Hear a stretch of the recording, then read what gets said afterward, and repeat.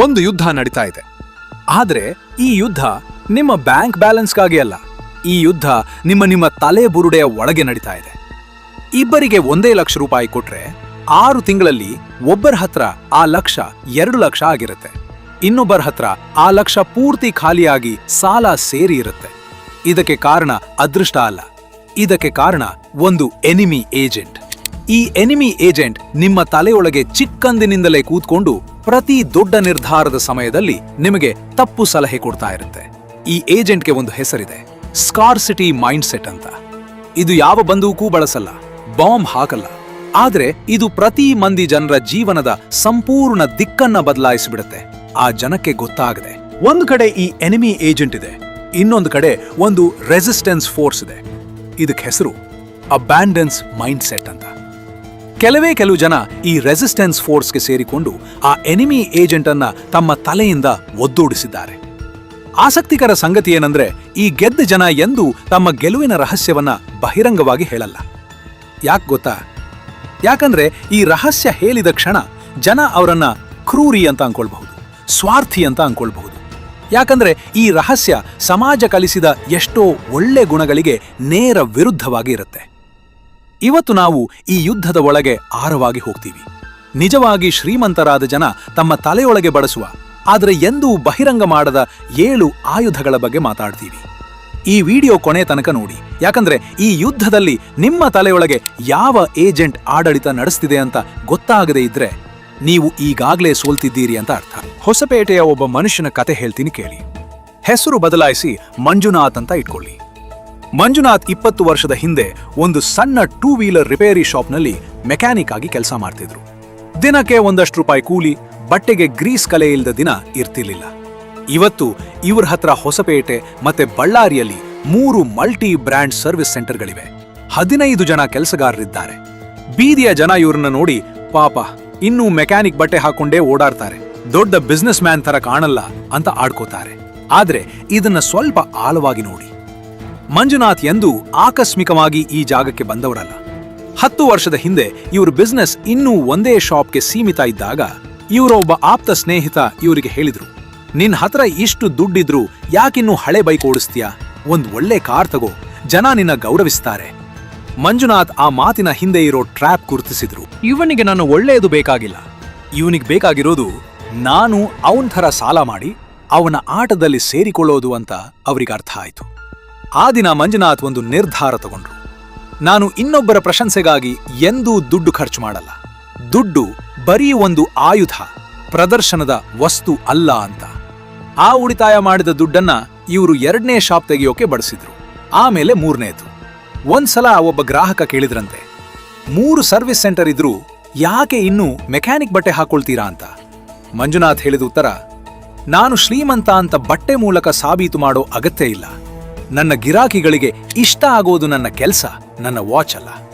ಇದೇ ಇವತ್ತಿನ ಇಡೀ ವಿಡಿಯೋದ ಸಾರಾಂಶ. ಈಗ ಒಂದೊಂದಾಗಿ ಮಂಜುನಾಥ್ರಂತಹ ಜನ ಆ ಎನಿಮಿ ಏಜೆಂಟ್ ವಿರುದ್ಧ ಬಳಸುವ, ಆದರೆ ಎಂದೂ ಬಹಿರಂಗ ಮಾಡದ 7 ಆಯುಧಗಳನ್ನು ನೋಡೋಣ. ಮೊದಲ ಆಯುಧ ಟನೆಲ್ ಮುರಿಯೋ ಆಯುಧ, ಅಂದ್ರೆ ಅಬಂಡೆನ್ಸ್ ಥಿಂಕಿಂಗ್. ಹಾರ್ವರ್ಡ್ನ ಸೆಂದಿಲ್ ಮುಲ್ಲೈನಾಥನ್ ಅನ್ನೋ ಎಕನಾಮಿಸ್ಟ್ ಒಂದು ಸಂಶೋಧನೆ ಮಾಡಿದ್ರು. ಇದನ್ನ ಸ್ಕಾರ್ಸಿಟಿ ಸೈನ್ಸ್ ಅಂತಾರೆ. ಅವ್ರ ಪ್ರಕಾರ ಮನುಷ್ಯನ ಮೆದುಳಿಗೆ ಒಂದು ಫಿಕ್ಸ್ಡ್ ಬ್ಯಾಂಡ್ ವಿಡ್ತ್ ಇರುತ್ತೆ, ಕಂಪ್ಯೂಟರ್ನ RAM ಇದ್ದ ಹಾಗೆ. ಒಬ್ಬ ಮನುಷ್ಯ ಪ್ರತಿದಿನ ಈ ತಿಂಗಳ ಕೊನೆಗೆ ದುಡ್ಡು ಸಾಕಾಗುತ್ತಾ ಅಂತ ಚಿಂತೆ ಮಾಡ್ತಿದ್ರೆ ಆ ಚಿಂತೆ ಆ ಬ್ಯಾಂಡ್ ವಿಡ್ತ್ನ ದೊಡ್ಡ ಭಾಗ ತಿಂದುಬಿಡುತ್ತೆ. ಬೇರೆ ಯಾವ ಅವಕಾಶನೂ ಕಣ್ಣಿಗೆ ಬೀಳಲ್ಲ.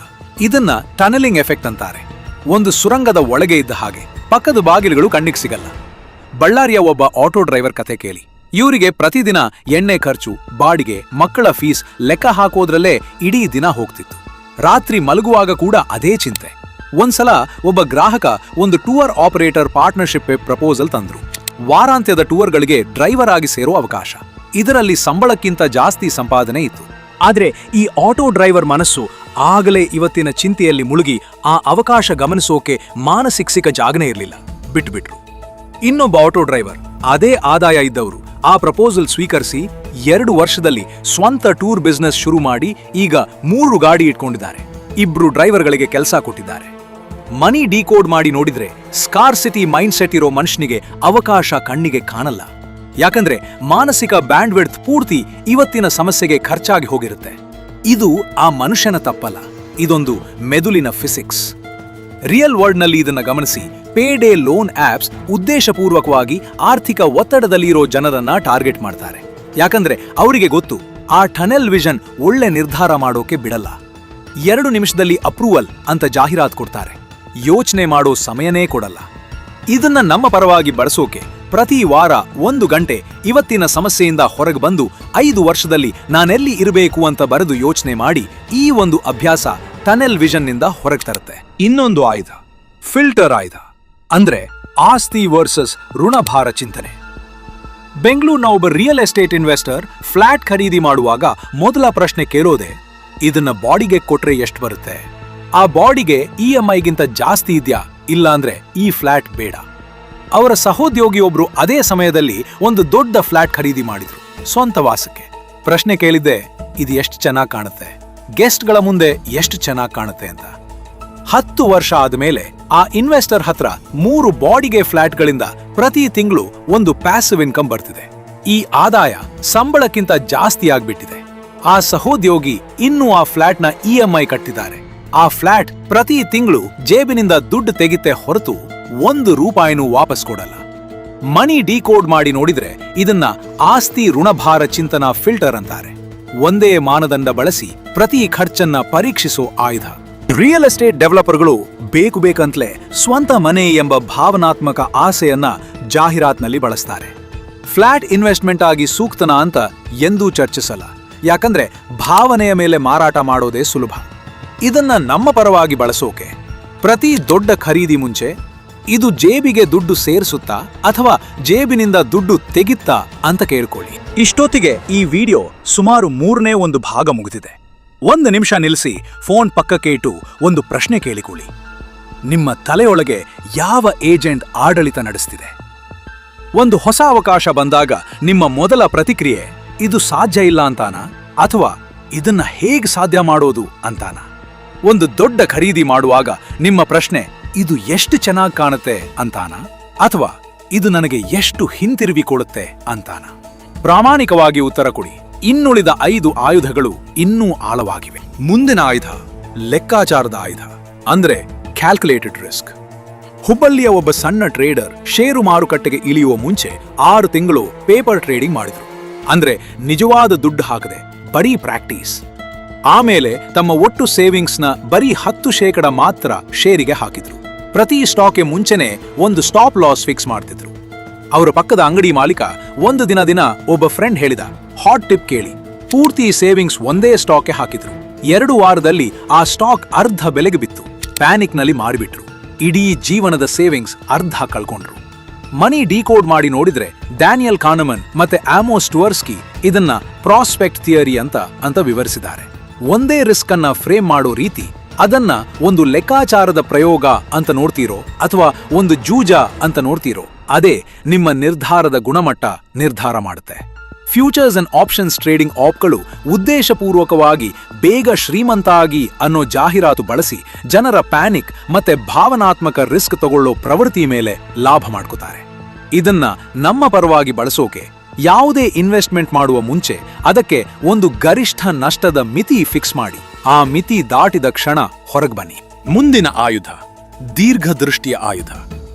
ಮೈಸೂರಿನ ಒಬ್ಬ ದಂತವೈದ್ಯ ಕಥೆ ಕೇಳಿ. 25ನೇ ವಯಸ್ಸಿನಲ್ಲಿ ಪ್ರಾಕ್ಟೀಸ್ ಶುರು ಮಾಡಿದಾಗ ಎಲ್ಲಾ ಆದಾಯದ 30% ರಿಟೈರ್ಮೆಂಟ್ ಫಂಡ್ಗೆ ಹಾಕೋಕೆ ಶುರು ಮಾಡಿದ್ರು. ಫ್ರೆಂಡ್ಸ್ ಎಲ್ಲ ಗೇಲಿ ಮಾಡ್ತಿದ್ರು, 25 ವಯಸ್ಸಿಗೆ ರಿಟೈರ್ಮೆಂಟ್ ಚಿಂತೆ ಯಾಕೆ ಅಂತ. ಅವರ ಇನ್ನೊಬ್ಬ ಕ್ಲಾಸ್ಮೇಟ್, ಈಗ ಎಂಜಾಯ್ ಮಾಡು, ರಿಟೈರ್ಮೆಂಟ್ ಇನ್ನೂ ದೂರ ಇದೆ ಅಂತ.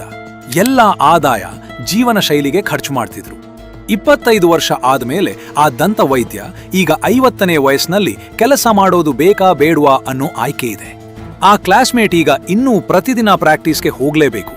ಮನಿ ಡಿಕೋಡ್ ಮಾಡಿ ನೋಡಿದ್ರೆ ಇದನ್ನ ಟೈಮ್ ಹೊರೈಸನ್ ಬಾಯಾಸ್ ಅಂತಾರೆ. ಮನುಷ್ಯನ ಮೆದುಳಿಗೆ ಹತ್ತಿರದ ಸಮಯ ಸ್ಪಷ್ಟವಾಗಿ ಕಾಣುತ್ತೆ, ದೂರದ ಸಮಯ ಮಬ್ಬಾಗಿ ಕಾಣುತ್ತೆ.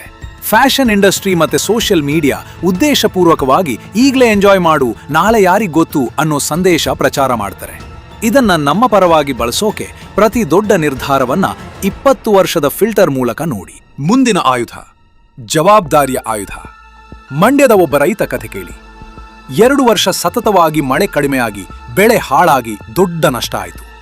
ಅವರ ಪಕ್ಕದ ಒಬ್ಬ ರೈತ ಸರ್ಕಾರವನ್ನ ಹವಾಮಾನವನ್ನ ದೂರ್ತಾ ಕುಳಿತರು. ಮುಂದಿನ ಸೀಸನ್ಗೂ ಅದೇ ಬೆಳೆ ಮತ್ತೆ ಬೆಳೆದ್ರು, ಅದೇ ಫಲಿತಾಂಶ ಬಂತು. ಇನ್ನೊಬ್ಬ ರೈತ ಆ ನಷ್ಟದ ನಂತರ ಡ್ರಿಪ್ ಇರಿಗೇಷನ್ ಬಗ್ಗೆ ಕಲಿತರು. ಕಡಿಮೆ ನೀರು ಬೇಡೋ ಬೆಳೆಗಳಿಗೆ ಬದಲಾಯಿಸಿದ್ರು. ಒಂದು ಸಣ್ಣ ಬೋರ್ವೆಲ್ ಸಬ್ಸಿಡಿ ಸ್ಕೀಮ್ ಹುಡುಕಿ ಅಪ್ಲೈ ಮಾಡಿದ್ರು. 3 ವರ್ಷದಲ್ಲಿ ಇವರ ಆದಾಯ ಮಳೆಗಿಂತ ಸ್ವತಂತ್ರ ಆಗಿಬಿಟ್ಟಿತ್ತು. ಮನಿ ಡಿಕೋಡ್ ಮಾಡಿ ನೋಡಿದ್ರೆ ಜೂಲಿಯನ್ ರ್ಯಾಟರ್ ಇದನ್ನ ಇಂಟರ್ನಲ್ ಲೋಕಸ್ ಆಫ್ ಕಂಟ್ರೋಲ್ ಅಂತಾರೆ. ಇಂಟರ್ನಲ್ ಲೋಕಸ್ ಇರೋ ಜನನ ಸಮಸ್ಯೆ ಬಂದಾಗ ನಾನೇನು ಮಾಡಬಹುದು ಅಂತ ಕೇಳ್ತಾರೆ. ಎಕ್ಸ್ಟರ್ನಲ್ ಲೋಕಸ್ ಇರೋ ಜನ ಇದು ಯಾರ ತಪ್ಪು ಅಂತ ಕೇಳ್ತಾರೆ. ಕೆಲವು social media content external locus ಅನ್ನ ಪೋಷಿಸುತ್ತೆ, ಎಂಗೇಜ್ಮೆಂಟ್ ಜಾಸ್ತಿ ತರುತ್ತೆ, ಆದ್ರೆ ಜನರ ಆಕ್ಷನ್ ತಗೊಳ್ಳೋ ಶಕ್ತಿ ಕುಗ್ಗಿಸತ್ತೆ. ಇದನ್ನ ನಮ್ಮ ಪರವಾಗಿ ಬಳಸೋಕೆ ಸಮಸ್ಯೆ ಬಂದಾಗ 5 ನಿಮಿಷ ದೂರುವುದಕ್ಕೆ ಕೊಡಿ, ಆಮೇಲೆ ನಾನೇನು ಮಾಡಬಹುದು ಅನ್ನೋ ಪಟ್ಟಿ ಬಡಿಯೋಕೆ ಶುರು ಮಾಡಿ. ಮುಂದಿನ ಆಯುಧ ತಾಳ್ಮೆಯ ಆಯುಧ, ಅಂದ್ರೆ ಎಕ್ಸ್ಪೊನೆನ್ಷಿಯಲ್ ಥಿಂಕಿಂಗ್. ಶಿವಮೊಗ್ಗದ 2 ಟೀಚರ್ಗಳ ಕಥೆ ಕೇಳಿ ಇಬ್ಬರು ಒಂದೇ ಸಂಬಳ, ಇಬ್ಬರು 25ನೇ ವಯಸ್ಸಿನಲ್ಲಿ ಸೇವ್ ಮಾಡೋಕೆ ಶುರು ಮಾಡಿದ್ರು. ಒಬ್ಬರು 5 ವರ್ಷ ಸೇವ್ ಮಾಡಿ ಆಮೇಲೆ ನಿಲ್ಲಿಸ್ಬಿಟ್ರು, ಸಾಕಷ್ಟು ಆಗ್ಲಿಲ್ಲ ಅಂತ ಬೇಜಾರು ಮಾಡ್ಕೊಂಡು. ಇನ್ನೊಬ್ರು 35 ವರ್ಷ ಸತತವಾಗಿ ಸಣ್ಣ ಮೊತ್ತ ಸೇವ್ ಮಾಡ್ತಾ ಇದ್ರು. ಮೊದಲ 10 ವರ್ಷ ಬೆಳವಣಿಗೆ ತುಂಬಾ ನಿಧಾನ ಇತ್ತು, ಆದ್ರೆ 20ನೇ ವರ್ಷದ ನಂತರ ಆ ಫಂಡ್ ಇದ್ದಕ್ಕಿದ್ದಂತೆ ವೇಗವಾಗಿ ಬೆಳೆಯೋಕೆ ಶುರುವಾಯಿತು. 35 ವರ್ಷದ ಕೊನೆಗೆ ಇವರ ಫಂಡ್ ಮೊದಲನೇ ಟೀಚರ್ಗಿಂತ 15 ಪಟ್ಟು ಜಾಸ್ತಿ ಆಗಿತ್ತು. ಮನಿ ಡಿಕೋಡ್ ಮಾಡಿ ನೋಡಿದ್ರೆ ಇದನ್ನ ಎಕ್ಸ್ಪೊನೆನ್ಷಿಯಲ್ ಗ್ರೋತ್ ಬಾಯಾಸ್ ಅಂತಾರೆ. ಕಂಪೌಂಡಿಂಗ್ನ ನಿಜವಾದ ಶಕ್ತಿ ಮೊದಲ 10 ವರ್ಷದಲ್ಲಿ ಕಣ್ಣಿಗೆ ಕಾಣಲ್ಲ. ಅದಕ್ಕೆ ಬಹಳ ಜನ ಬೇಸರಗೊಂಡು ಮಧ್ಯದಲ್ಲೇ ನಿಲ್ಲಿಸಿಬಿಡ್ತಾರೆ. ಶಾರ್ಟ್ ಟರ್ಮ್ ಟ್ರೇಡಿಂಗ್ ಪ್ಲಾಟ್ಫಾರ್ಮ್ಸ್ಗಳು ಈ ಬಯಾಸ್ ಅನ್ನ ಬಳಸಿ ತಾಳ್ಮೆ ಇಲ್ಲದ ಸ್ವಭಾವದ ಮೇಲೆ ಲಾಭಾಭ ಮಾಡ್ಕೋತಾರೆ. ಇದನ್ನ ನಮ್ಮ ಪರವಾಗಿ ಬಳಸೋಕೆ ಇನ್ವೆಸ್ಟ್ಮೆಂಟ್ ಶುರು ಮಾಡಿದ್ರೆ ಕನಿಷ್ಠ 15 ವರ್ಷ ಅದನ್ನ ಮುಟ್ಟಬೇಡಿ. ಕೊನೆಯ ಆಯುಧ ಸ್ವಯಂಚಾಲಿತ ಆಯುಧ, ಅಂದ್ರೆ ಸಿಸ್ಟಮ್ ಓವರ್ ವಿಲ್ ಪವರ್. ಗುಲ್ಬರ್ಗಾದ ಒಬ್ಬ ಬಿಸ್ನೆಸ್ ಮ್ಯಾನ್ ಕಥೆ ಕೇಳಿ. ಇವರ ಎಲ್ಲ ಫೈನಾನ್ಷಿಯಲ್ ನಿರ್ಧಾರ ಆಟೋಮೇಟ್ ಆಗಿದೆ. ಸಂಬಳ ಬಂದ ಮೊದಲ ದಿನ ಇನ್ವೆಸ್ಟ್ಮೆಂಟ್ ಆಟೋ ಡೆಬಿಟ್, ಪ್ರತಿ ತಿಂಗಳ ಕೊನೆಯ ಭಾನುವಾರ ಎಕ್ಸ್ಪೆನ್ಸ್ ರಿವ್ಯೂ, ಒಂದು ಕ್ಯಾಲೆಂಡರ್ ರಿಮೈಂಡರ್. ಅವರ ಗೆಳೆಯ ಪ್ರತಿ ಜನವರಿ ಈ ವರ್ಷ ಜಾಸ್ತಿ ಸೇವ್ ಮಾಡ್ತೀನಿ ಅಂತ ದೊಡ್ಡ ಗುರಿ ಇಡ್ತಿದ್ರು. ಮಾರ್ಚ್ ಬರೋ ಹೊತ್ತಿಗೆ ಆ ಗುರಿ ಮರೆತು ಹೋಗ್ತಿತ್ತು. ಮನಿ ಡಿಕೋಡ್ ಮಾಡಿ ನೋಡಿದ್ರೆ ಗುರಿ ಒಂದು ಕ್ಷಣದ ಇಚ್ಛಾಶಕ್ತಿಯ ಮೇಲೆ ಅವಲಂಬಿಸಿರುತ್ತೆ. ಇಚ್ಛಾಶಕ್ತಿ ಪ್ರತಿದಿನ ಏರಿಳಿತ ಆಗತ್ತೆ, ಆದ್ರೆ ಸಿಸ್ಟಮ್ ಒಂದು ಸಲ ಕಟ್ಟಿದ್ರೆ ಇಚ್ಛಾಶಕ್ತಿ ಇಲ್ಲದೇ ಇದ್ರೂ ಅದು ತಾನಾಗೆ ಓಡ್ತಾ ಇರುತ್ತೆ. ಸೆಲ್ಫ್ ಹೆಲ್ಪ್ ಇಂಡಸ್ಟ್ರಿ ಗುರಿ ಮತ್ತೆ ಮೋಟಿವೇಶನ್ ಮಾರಾಟ ಮಾಡ್ತಾರೆ, ಸಿಸ್ಟಮ್ ಬಗ್ಗೆ ಮಾತಾಡಲ್ಲ. ಯಾಕಂದ್ರೆ ಗುರಿ ಮತ್ತೆ ಮೋಟಿವೇಶನ್ ಪದೇ ಪದೇ ವಿಫಲ ಆಗತ್ತೆ. ಆ ವೈಫಲ್ಯ ಅವರಿಗೆ ಮತ್ತೊಂದು ಪ್ರಾಡಕ್ಟ್ ಮಾರೋ ಅವಕಾಶ ಕೊಡುತ್ತೆ. ಇದನ್ನ ನಮ್ಮ ಪರವಾಗಿ ಬಳಸೋಕೆ ಗುರಿ ಇಡೋ ಬದಲು ಸಿಸ್ಟಮ್ ಕಟ್ಟಿ. ಸಂಬಳದ ಮೊದಲ ದಿನ 20% ಆಟೋ ಡೆಬಿಟ್ ಆಗೋ ಒಂದು ಸಿಸ್ಟಮ್ ಸೆಟ್ ಮಾಡಿ. ಈಗ ಬೆಳಕಿನ ಕಡೆಗೆ ಬರೋಣ. 2 ಮೆಕ್ಯಾನಿಕ್ ಟ್ರೈನೀಸ್ ಕತೆ ಹೇಳ್ತೀನಿ. ಮಂಜುನಾಥ್ ಜೊತೆ ಶುರು ಮಾಡಿದ ಗಣೇಶ್ ಅಂತ ಇಟ್ಕೊಳ್ಳಿ. ಮಂಜುನಾಥ್ಗಿಂತ ಜಾಸ್ತಿ ಸ್ಕಿಲ್ ಇದ್ದವರು. ಗಣೇಶ್ 20 ವರ್ಷ ಆದ್ಮೇಲೂ ಅದೇ ಸಣ್ಣ ಶಾಪ್ನಲ್ಲಿದ್ದಾರೆ. ಗಣೇಶ್ ಒಂದ್ಸಲ ಹೇಳಿದ್ರಂತೆ, ನಂಗೆ ಗೊತ್ತಿತ್ತು ಆ ಫ್ರಾಂಚೈಸಿ ಆಫರ್ ರಿಸ್ಕಿ ಅಂತ, ಅದಕ್ಕೆ ಬೇಡ ಅಂತೆ. ಆದ್ರೆ ಆಳವಾದ ಸತ್ಯ ಏನಂದ್ರೆ ಗಣೇಶ್ ಎಂದು ಇದನ್ನ ಹೇಗ್ ಸಾಧ್ಯ ಮಾಡೋದು ಅಂತ ಕೇಳ್ಕೊಳ್ಳಿಲ್ಲ. ಇಬ್ರು ಸಮಾನ ಕಷ್ಟದ ಕುಟುಂಬದಿಂದ ಬಂದವರು. ವ್ಯತ್ಯಾಸ ಇರೋದು ಒಂದೇ ಕ್ಷಣದ ಪ್ರತಿಕ್ರಿಯೆಯಲ್ಲಿ. ಇಲ್ಲಿ ಒಂದು ಮುಖ್ಯ ಪಾಠ ಇದೆ. ಈ ಎನಿಮಿ ಏಜೆಂಟ್ ಹುಟ್ನಿಂದ ಬರಲ್ಲ, ಇದು ಮನೆಯ ವಾತಾವರಣದಿಂದ ಬರುತ್ತೆ. ಕರ್ನಾಟಕದ ಎಷ್ಟೋ ಮಧ್ಯಮ ವರ್ಗದ ಮನೆಗಳಲ್ಲಿ ಮಕ್ಕಳಿಗೆ ಚಿಕ್ಕಂದಿನಿಂದಲೇ ಸೇಫ್ ಆಗಿರು, ರಿಸ್ಕ್ ತಗೊಳ್ಬೇಡ, ಸರ್ಕಾರಿ ಕೆಲಸ ಒಳ್ಳೆಯದು ಅನ್ನೋ ಸಂದೇಶ ಸಿಗುತ್ತೆ. ಇದೇ ಆ ಏಜೆಂಟ್ನ ಬೀಜ. ಈ ಬೀಜ ಒಂದು ಸಲ ಬಿತ್ತಿದ ಮೇಲೆ ಪ್ರಶ್ನೆ ಮಾಡದೇ ಇದ್ರೆ ಜೀವನ ಪೂರ್ತಿ ಬೆಳೀತಾ ಇರುತ್ತೆ. ಇದೇ ಕಾರಣಕ್ಕೆ ಇದನ್ನ ಒಂದು ಸಲ ಗುರುತಿಸಿದ್ರೆ ಮಾತ್ರ ಬದಲಾಯಿಸೋಕೆ ಸಾಧ್ಯ. ಈಗ ಈ ಯುದ್ಧ ಶುರುವಿನಲ್ಲಿ ಕೇಳಿದ ಪ್ರಶ್ನೆಗೆ ಹಿಂತಿರುಗೋಣ. ಇಬ್ಬರಿಗೆ ಒಂದೇ ₹1,00,000 ಕೊಟ್ರೆ ಫಲಿತಾಂಶ ಬೇರೆ ಬೇರೆ ಆಗೋಕೆ ಕಾರಣ ನಿಮ್ಮ ತಲೆಯೊಳಗೆ ಯಾವ ಏಜೆಂಟ್ ಆಡಳಿತ ನಡೆಸ್ತಿದೆ ಅನ್ನೋದೇ. ಇವತ್ತಿನಿಂದ ನಿಮ್ಮ ಪ್ರಶ್ನೆ ಬದಲಾಗಬೇಕು. ನನ್ನ ಹತ್ರ ಎಷ್ಟು ದುಡ್ಡಿದೆ ಅನ್ನೋ ಪ್ರಶ್ನೆ ಬಿಟ್ಟು ನನ್ನ ತಲೆಯೊಳಗೆ ಯಾವ ಏಜೆಂಟ್ ಆಡಳಿತ ನಡೆಸ್ತಿದೆ ಅಂತ ಕೇಳ್ಕೊಳ್ಳಿ. ಈ ಒಂದು ಪ್ರಶ್ನೆಯ ಬದಲಾವಣೆ ಸಣ್ಣದು ಅಂತ ಕಾಣಬಹುದು, ಆದ್ರೆ ಇದೇ ನಿಮ್ಮ ಇಡೀ ಆರ್ಥಿಕ ಭವಿಷ್ಯನ ಬದಲಾವಣೆ.